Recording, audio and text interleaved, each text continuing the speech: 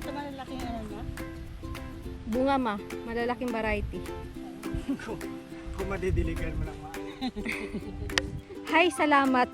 May magdidilig na rin. Ikaw umabot sa pagtatanim, sa dilig ka. Aro, lalaki si Cutie ah. Ah, lalaki.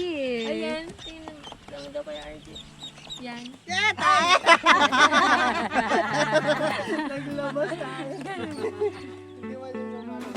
Kamusta mga kabukids? At sa araw na to ay mag-update po tayo sa ating mga pananim na mais.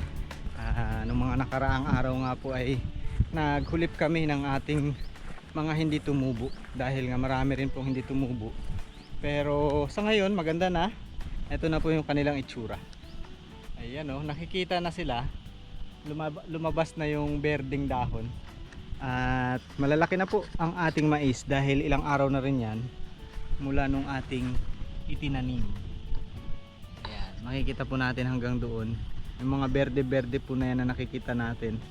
Yan na po yung dahon ng mga mais. Yan, ang ating update. Pang ano na po ngayon eh.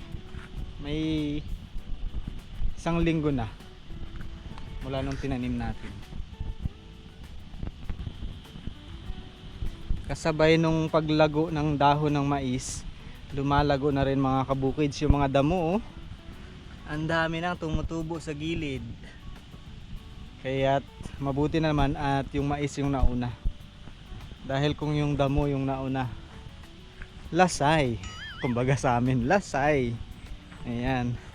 So medyo malapad din yung ating naitanim. At ngayong hapon din po mga kabukids, dahil maganda naman yung panahon, hindi siya sobrang init, naghuhulip kami or magtatanim po kami ng mga kalabasa sa mga pagitan. Kasi yung bala ko nga po dyan ay mais, tapos sa pagitan po nila ay kalabasa. Kaya at magtatanim kami ngayon. Kasama ko si Jinky, ayun siya. Magsisimula na siya doon. Yan ang ating itatanim ngayong hapon, kalabasa sa pagitan ng mais. Malalaki na yung ating mga itatransplant. Dito tayo magsisimula sa bubuk.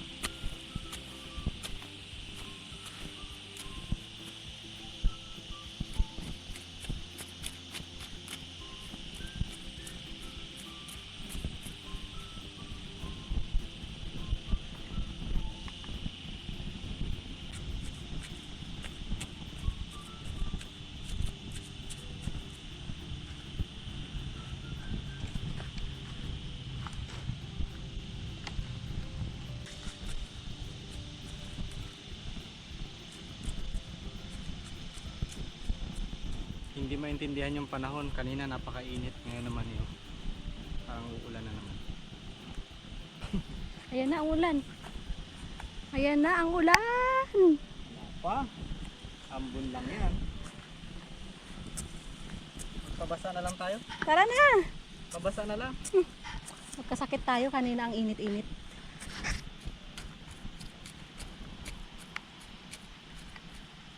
Sarap sana maligo sa ulan. Pwede naman. Kaso baka mapasma. Umuulan na mga kabukids. Kanina ang init-init. Ngayon naman umuulan na naman. Sala sa init, sala sa lamig.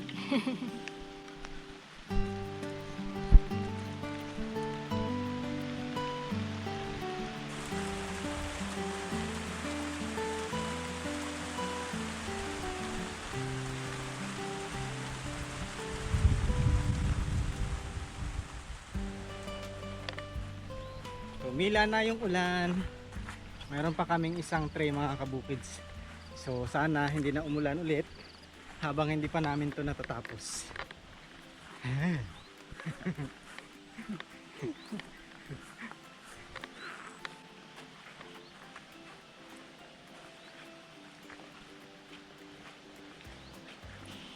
Araw-araw sipag lang. Sipag lang. Para meron na namang bibigay. Araw-araw sipag lang. Sipag lang. Sipag lang. Oh, minit na naman. Dumating na si Mama B. Buti na pabisita ka. May makakatulong kami magtapos. Ito malalaking ano niya? Bunga ma, malalaking variety. Kung madidiligan mo ng maayos. Hindi na ito, ano na, gauran-uran eh. Kung maabunuhan mo, lalaki yung bunga. Pero kung pababayaan mo lang, Hindi. maliit.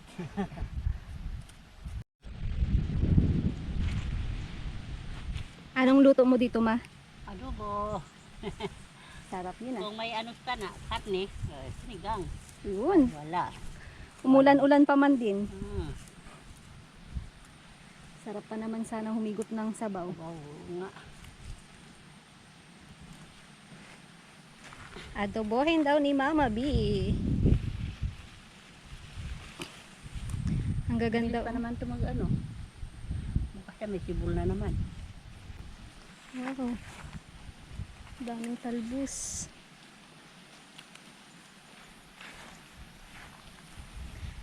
Tinanim mo ba ito, Gob? O nagtubo lang?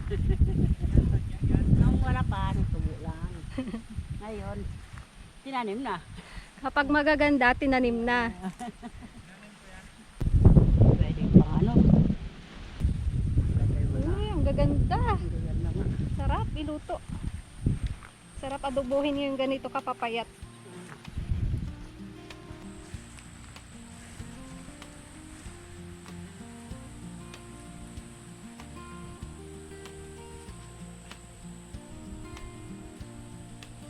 Daming nakuha si Mama B.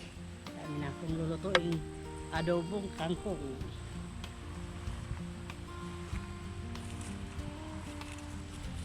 Ayan.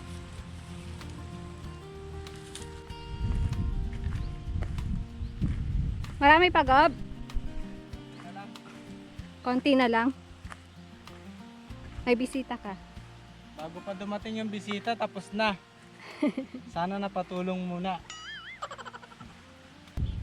Si Kuya G, nakapasyal. Magdilig ka muna. Dilig muna. Hi, salamat. May magdidilig na rin. Hindi ka umabot sa pagtatanim, sa dilig ka. Ano mo, ginitna mo ng kalabasa? Oo. Dami to G, pag namunga. Hanap ka na kagad ng truck. Arkila na kaagad. Abot mo daw dyan isa dong tray na may isa pang laman eh. May isa pa yan. Andyan ka na lang din. Naisip ako lang pwedeng maiutos sa'yo eh. Wala na ako mautos eh. Nagulan kasi eh. Nakalibre sa dilig.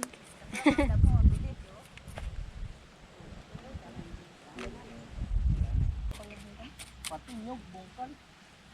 Okay. Ayos, tapos na mga kabukids yung aming pinatubong kalabasa. Pero meron pa natira. So, sagot na daw yan ng mga bagong dating. At kami ay pasilong na. Apat na lang. 1, 2, 3. Ma, mapapangakuan mo ba? Na? Ikaw na magtanim. Ayan. Let's go. Lalahin nyo na. Pag itim lalaki. Hindi, ito babae. Yan ang lalaki. Tapos doon meron pa akong pipilian. Pilihan natin ngayon. Para maisama nyo na. Kasi wala akong ipapakain.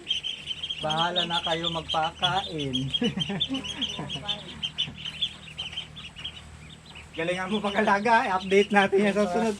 Baka mamaya, baka mamaya blade na yun. Sabi nila mga etika na yun. Kaya gano'n na maglakad. Agit yun. Baka mamaya, meron ng blade dito sa dibdib.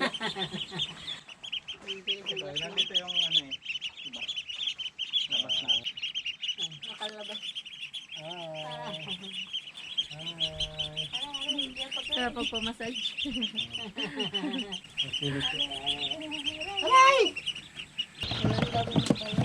Ito bagong pisa kahapon. Sabi ko, wait lang, huwag mo na kayo lumabas. Wala pang ano, kukuha. So, i-ano natin yan ngayon. Separate natin yung babae lalaki. Ito pinaka-cute to. Cute! Ang cute, no? Ang kulay yun. Ang cute. Cute pa sa una. Pag malakas ako may aray.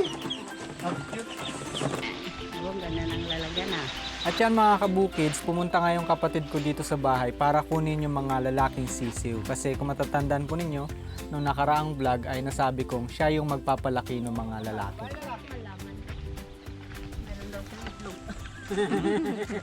Pag may bigas, lalaki. Ano ba yung malaman? Sa bigas, dito. Ano naman yun? Ay. Ano? Wait lang. Ano, kikita mo dyan? Parang bigas? Lalaki yan. O, swerte mo, sa'yo na kagad yan. Dito ka lagay? Wala pa. Siya, pasok mo dyan. Ito.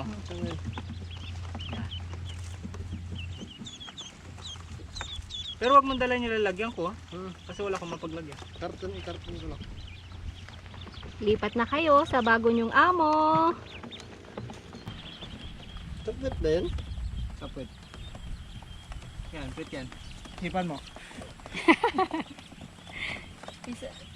Yung video na yun. Kung maglabas. Aro, lalaki si Cutie ah. Ah, lalaki. Ayan. Tingnan lang daw kay RJ. Yan. Naglabas tayo. Hindi man yun yung ano hinanap ko. Ba't ka na naglabas? Ang cute ng kulay niya. Ayan, gawin mong pet yan, Sheradin. Dito meron akong ano. Pangalan niyan. Gusto nyo bang alagaan Ikaw to? na magpangalan kasi sa inyo na Gawin yan. nyo na lang pet. Ayan o, kawawa din. Ano siya? Pingkaw, ayan ang tuhod niya ang nakatukod. Ito hindi pwede halo. Pero, abi, akin na lang kabayo. Gawing pet ni Mama B. Ano siya bali? Ito pansanan nyo tuhod. Polio. May polio siya. Lalaki yan ma. Doon na lang. Tapos alaga mo, tapos katayin mo rin. Oo, paglaki niya katayin ko. Inalagaan tapos katayin. Ngayon cute pa siya, kawawa pa siya. Pag malaki na, makulit na eh. Kaya? Wait lang. Dalawa. Tatlo na, nakalagay dito. Wala ko na Tatlo. wala na yung nalagay ko doon. Siguro yung isang, yung pakain niya na isang ganyan. Mga isang taon niya na bak maubos. Kaya lang magkita. Matakaw yan. Ano ito? Lang, kamalikot. Naubos na yung tahi niya, hindi ko pa nakita. Nabiga mo na yung burikat mo na yan. Sabi yung sakit na lampit ko.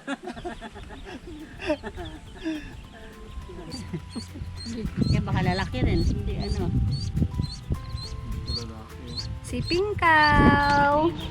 Aalagaan na lang ni Mama B daw. Lalaki na. Ano yung tsura? Oy. Parang bitik dito maliit na.